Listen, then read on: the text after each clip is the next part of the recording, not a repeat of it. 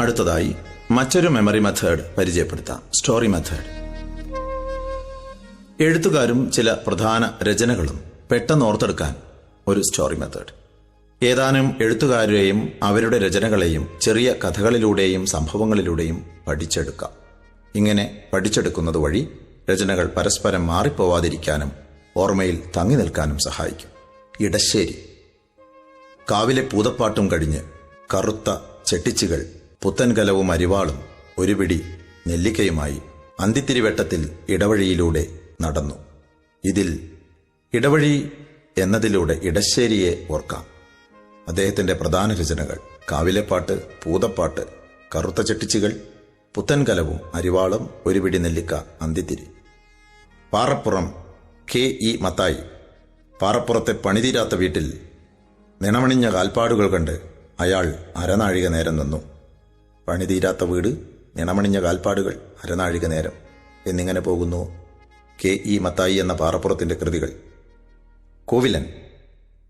താഴ്വരയിലെ തോറ്റംപാട്ടിന്റെ തട്ടകമായ കോവിലിലിരുന്ന് പ്രവാസിയായ അയാൾ. കോവിലൻ എന്നതിൽ നിന്ന് കോവിലനെ ഓർക്കാം. അദ്ദേഹത്തിന്റെ രചനകൾ താഴ്വരകൾ, തോറ്റങ്ങൾ, തട്ടകം, പ്രവാസി, എ.ബി. എം.ടി. വാസുദേവൻ നായർ. അതൊരു മഞ്ഞുകാലമായിരുന്നു. കുട്ടിയടത്തിയും ഓപ്പോളും കൂടി കളിവീടെന്ന പേരുള്ള നാലുകെട്ടിലേക്ക് നടക്കുകയാണ്. ആ സമയം ഇരുട്ടിന്റെ ആത്മാവെന്നും അസുരവിത്തെന്നുമൊക്കെ നാട്ടുകാർ വിളിക്കാറുള്ള ഷെർലക് അവർക്കടുത്തേക്ക് വന്നു. കുട്ടിയടത്തി ദയ എന്നു പേരുള്ള കുട്ടി അവന്റെ മുറപ്പെണ്ണായിരുന്നു. അവൻ അവൾക്ക് ഒരു ചെറുപുഞ്ചിരി സമ്മാനിച്ചു. മഞ്ഞ്, കാലം, കുട്ടിയടത്തി, ഓപ്പോൾ, കളിവീട്, നാലുകെട്ട്, ഇരുട്ടിന്റെ ആത്മാവ്, അസുരവിത്ത്, ഷെർലക്, ദയ എന്ന പെൺകുട്ടി, മുറപ്പെണ്ണ്, ഒരു ചെറുപുഞ്ചിരി. അടുത്തതായി ആനന്ദിന്റെ കൃതികൾ. വേട്ടക്കാരനും വിരുന്നുകാരനുമൊപ്പം ഗോവർദ്ധൻ യാത്ര തുടർന്നു.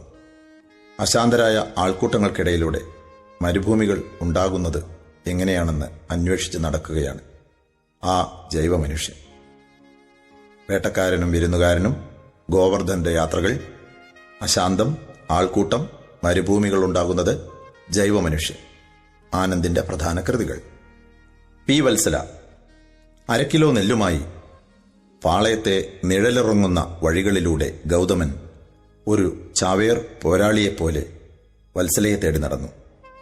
അരക്കില്ലം, നെല്ല്, പാളയം, നിഴലുറങ്ങുന്ന വീതികൾ, ഗൗതമൻ, ചാവേർ. ജി. ശങ്കരക്കുറുപ്പ്. സൂര്യൻ തന്റെ കാന്തി വിശ്വദർശനം നൽകിയ ആ പകലിൽ ഓലപ്പീലി ഓടക്കുഴലാക്കി പഥികൻ പാടിയ പാട്ട് പാഥേയത്തെക്കുറിച്ചുള്ളതായിരുന്നു. ശങ്കരക്കുറുപ്പിന്റെ പ്രസിദ്ധങ്ങളായ രചനകൾ സൂര്യകാന്തി, വിശ്വദർശനം, ഓലപ്പീലി, ഓടക്കുഴൽ, പഥികന്റെ പാട്ട്, പാഥേയം. കെ. സുരേന്ദ്രൻ. ഗുരു പറഞ്ഞു, സുരേന്ദ്ര, തീജ്വാലയിൽ ശക്തനായ കാട്ടുകുരങ്ങിനെയും മരണം ദുർബലനാക്കുന്നു. ഗുരു, ജ്വാല, ശക്തി, കാട്ടുകുരങ്ങ്, മരണം, ദുർബലം. ടി. പത്മനാഭൻ.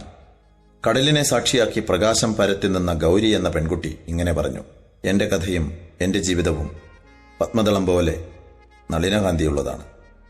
കടൽ, സാക്ഷി, പ്രകാശം പരത്തുന്ന പെൺകുട്ടി, ഗൗരി, എന്റെ കഥ, എന്റെ ജീവിതം, നളിനകാന്തി. ജോസഫ് മുണ്ടശ്ശേരിയുടെ പ്രധാന കൃതികൾ ഇങ്ങനെ കൂട്ടി പറഞ്ഞു നോക്കൂ. കാവ്യയുടെ പീടികയിൽ നിന്ന് വാങ്ങിയ മുണ്ട് പാറപ്പുറത്ത് വിരിച്ചിരുന്നു.